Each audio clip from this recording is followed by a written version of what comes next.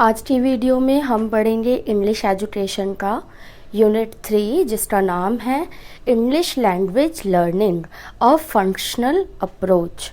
तो ये आपकी जो यूनिट है ये पूरी इंग्लिश लैंग्वेज को कैसे लर्न कराया जाए बच्चों को, चाहे वो रीडिंग हो, राइटिंग हो, स्पीकिंग हो, इन सारी चीज़ों के ऊपर बेस्ड है कि किस तरीके से बच्चों के अंदर हम लैंग्वेज लर्निंग को डेवलप करेंगे और साथ ही साथ कौन से ऐसे अप्रोचेज़ हैं जिनका यूज़ करके बच्चों को इंग्लिश लैंग्वेज की लर्निंग कराई जा सकती है। तो स्टार्ट करते हैं इस यूनिट को। और सबसे पहला जो आपका टॉपिक है वो यही है कि approach to English language learning. English language learning की अप्रोचेस क्या हैं? तो मेनली जो अप्रोचेस हैं इंग्लिश लैंग्वेज लर्निंग की वो है टोटल 4, और वो 4 की 4 मैं आपको यहाँ पर कराऊंगी। आपको यहाँ पर दिखाई दे रहे होंगे चारों नाम। पहला है स्ट्रक्चरल अप्रोच, फिर सिचुएशनल अप्रोच, कम्युनिकेटिव अप्रोच और कंस्ट्रक्टिव अप्रोच। तो आपको ये चारों अप्रोचेस याद रखने हैं क्योंकि पेपर में क्वेश्चन 100% आना है ये वाला कि अप्रोचेस बताइए इंग्लिश लैंग्वेज लर्निंग के। तो वहाँ पर ये हो सकता है आपका क्वेश्चन 2+3 4 ऐसे करके आपको आएगा, मतलब बिल्कुल अलग से तो नहीं आएगा ये क्वेश्चन, लेकिन क्वेश्चन के अंदर ये मतलब डिवीज़न पार्ट में आएगा। तो वहाँ पर आपको देखना होगा। बेसिकली तो ये 4 नंबर का ही होना चाहिए क्योंकि चारों अप्रोच आपको वहाँ पर लिखनी होगी। तो वो हम क्वेश्चन पेपर में देख लेंगे कि किस अकॉर्डिंग जो है क्वेश्चन आया हुआ है। मैं जल्दी ही क्वेश्चन पेपर अपलोड कर दूंगी इंग्लिश का, तो वहाँ से आपको अंदाज़ा लग जाएगा।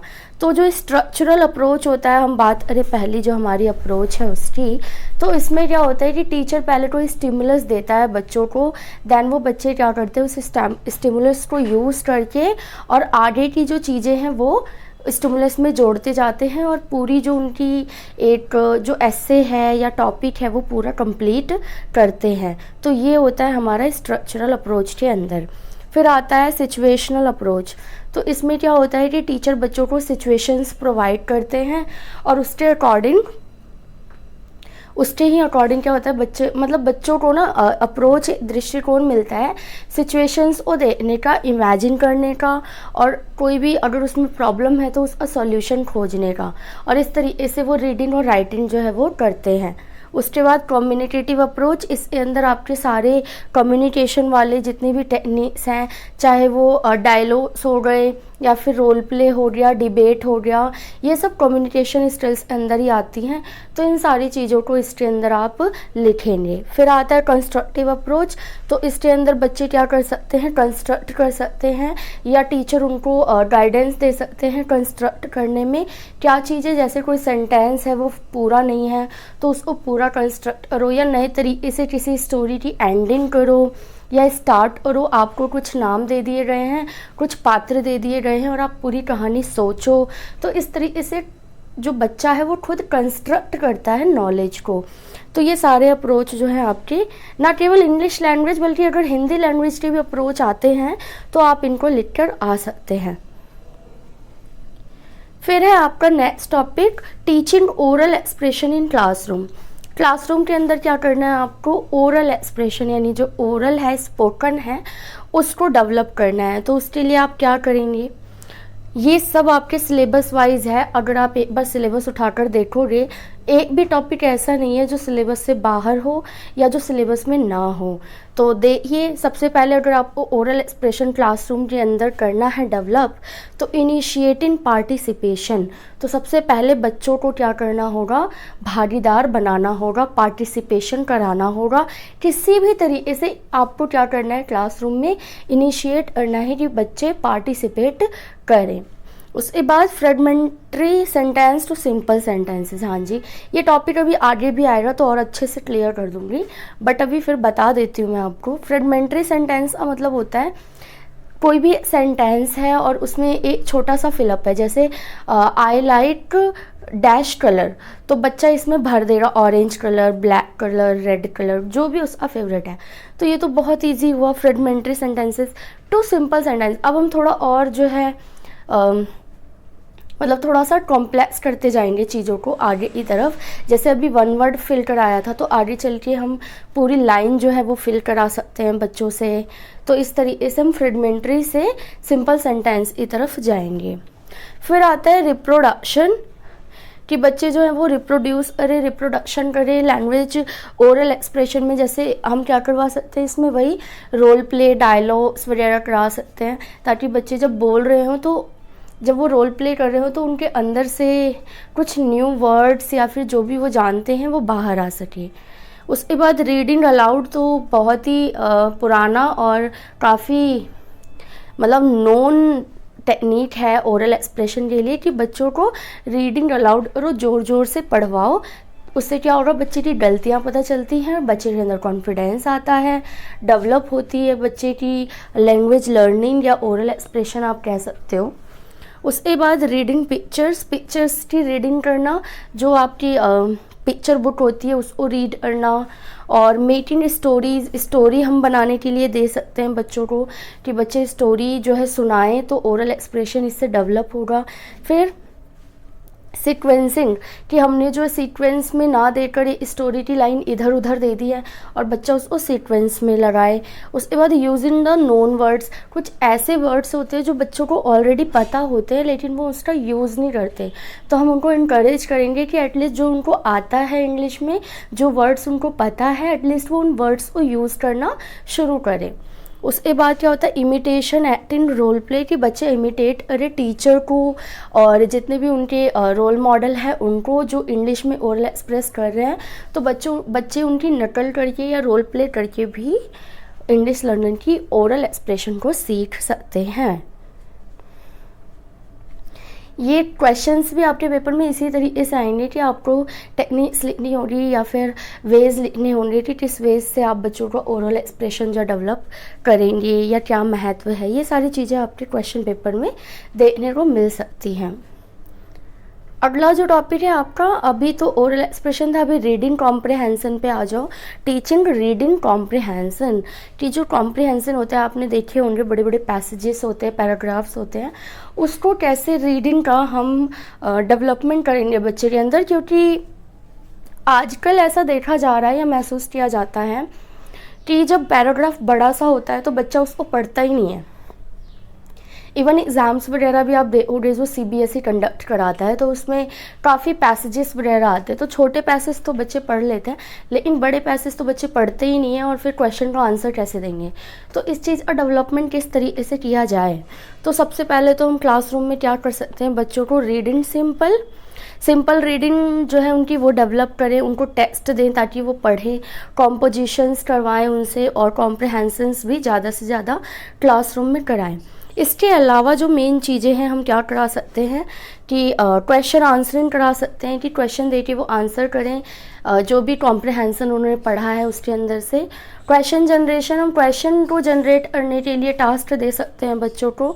उसके अलावा समराइजेशन, कि कोई भी उन्होंने क्लासरूम में जो है पैसेज पढ़ा या पैराग्राफ पढ़ा तो उसकी समरी वो लिखें। उसके बाद प्रेडिक्शन, यानी कि हम बच्चों से प्रेडिक्शन कराएंगे, गेसेस कराएंगे कि इसके बाद क्या होगा, इसके बाद क्या होना चाहिए। इस तरीके से बच्चा क्या करेगा, रीडिंग जो कॉम्प्रिहेंशन है उसमें इंटरेस्ट लेगा। साथ ही साथ कोऑपरेटिव लर्निंग, यानी ग्रुप वाइज बच्चा पढ़े दूसरे की हेल्प करके, कि पैसेज में तो ये था और फिर इसका आंसर ये होना चाहिए, नहीं ये होना चाहिए। तो इस तरीके से ग्रुप में बच्चे कोऑपरेट करके पढ़ेंगे, तो जो रीडिंग कॉम्प्रिहेंशन है उसके अंदर हम इंटरेस्ट बच्चों का डेवलप कर सकते हैं। नेक्स्ट टॉपिक है टीचिंग राइटिंग कॉम्पोजिशन। हाँ जी, तो अभी तो हमने रीडिंग का किया था, अब राइटिंग का कॉम्पोजिशन देखते हैं किस तरीके से हम बच्चों के अंदर राइटिंग कॉम्पोजिशन जो है डेवलप कर सकते हैं।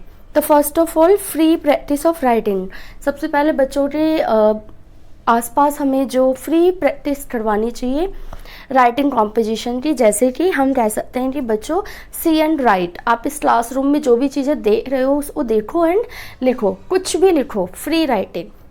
स्टोरी राइटिंग भी करवा सकते हैं कि बच्चों आपकी मर्जी है, कोई भी कहानी बनाओ, कुछ भी जो भी आपके माइंड में आ रहा हो, कुछ भी फ्री हो आप और बनाओ कहानी।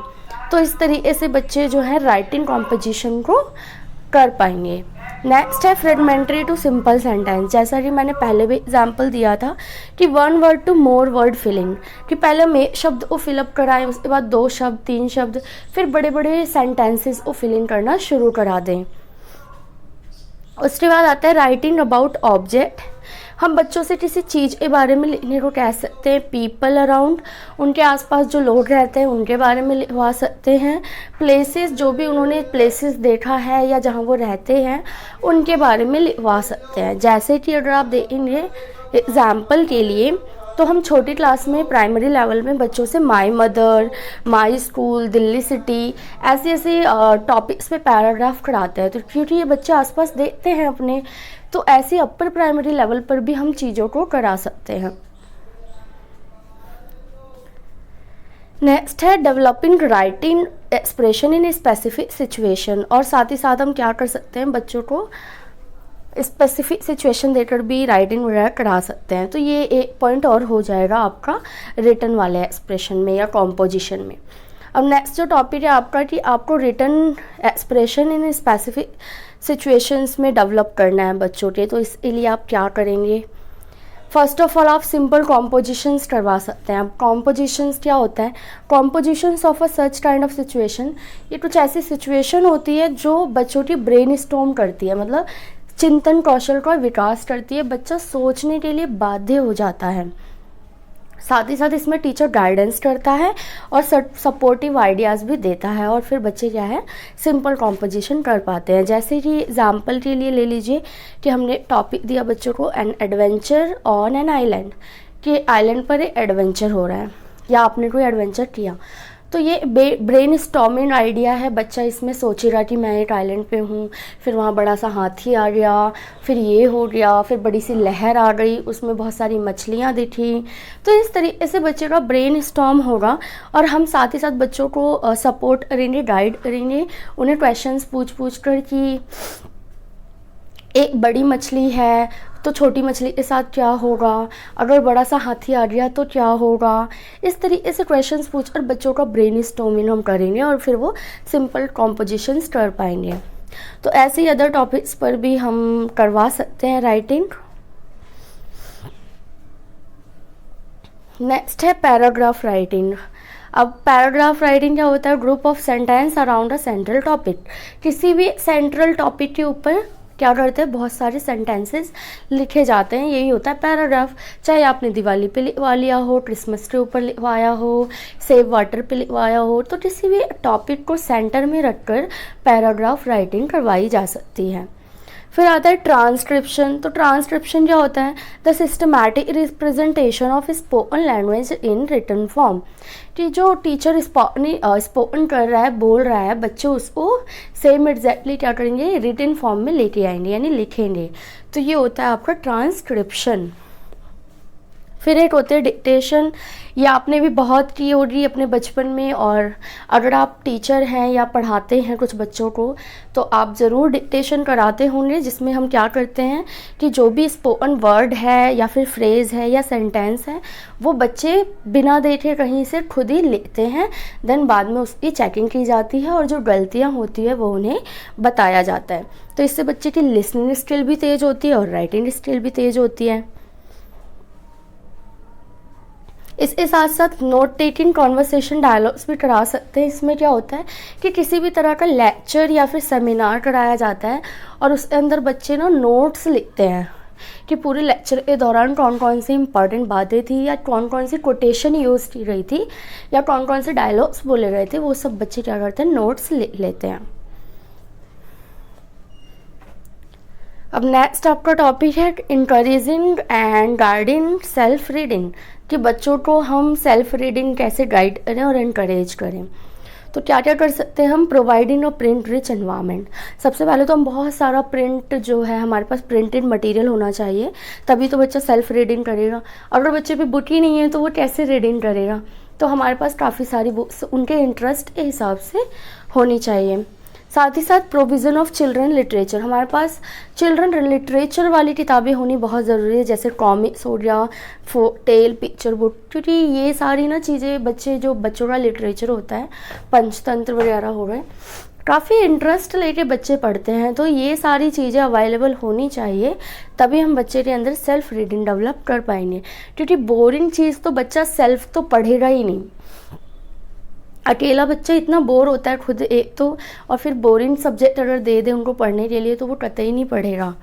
नेक्स्ट है वीकली टास्क। हम बच्चों को वीकली टास्क दे सकते हैं कि इस एक हफ्ते में आपको ये वाली कॉमिक ख़त्म करनी ही है, ये वाला स्टोरी पढ़नी है इस हफ्ते में। तो हफ्ते वाला जो टास्क है हम बच्चों को दे सकते हैं। इससे बच्चे के अंदर कंपटीशन वाला एक फीलिंग डेवलप होगा और फिर वो करेगा अपने काम को एज अ टास्क।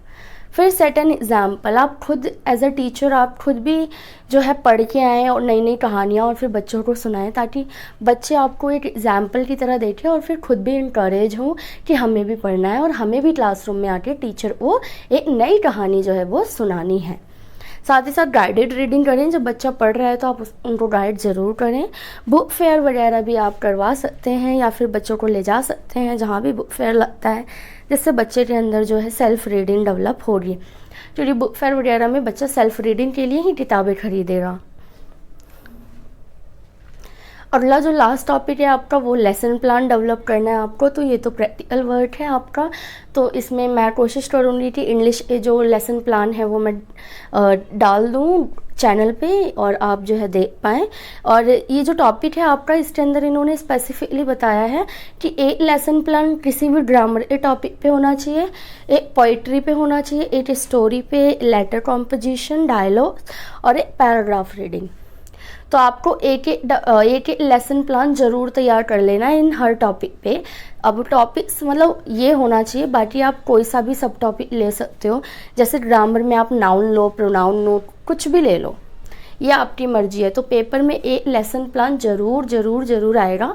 तो आप जो एटलीस्ट पैटर्न जो है तैयार करके जाओ, ताकि वहाँ जो भी आए आप वहाँ पर लेसन प्लान बना सको। तो ये आपका यूनिट 3 था, यहाँ पर ख़त्म हो गया और आई होप कि आपको समझ आया होगा। मैं कोशिश करूँगी कि जल्दी ही इसका क्वेश्चन पेपर जो है डाल दूँ चैनल पे, ताकि आप देख लें किस टाइप से क्वेश्चन आ रहे हैं, और यूनिट पढ़ने के साथ साथ आप पेपर की भी तैयारी करते जाएं।